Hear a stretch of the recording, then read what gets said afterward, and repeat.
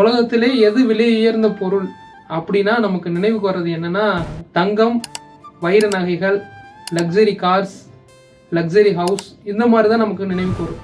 ஆனால் இது எல்லாத்தையும் தாண்டி விலை உயர்ந்த பொருள் அப்படின்னா நம்மளோட ஒவ்வொருத்தவங்களோட உயிரும் உடம்பும் தான்.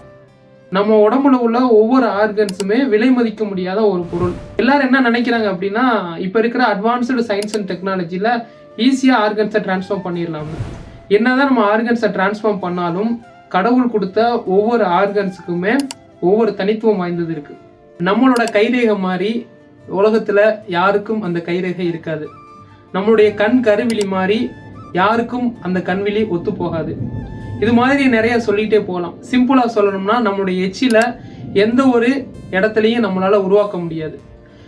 இந்த மாதிரி விலை மதிக்க முடியாத கடவுள் கொடுத்த ஆர்கன்ஸை நம்ம எப்படி பார்த்துக்கிறோம் அப்படிங்கிறத யோசிச்சு பாருங்க. இந்த உடல்ல நாம தண்டிக்கலைன்னா உடல் நம்மளே தண்டிச்சிடும்.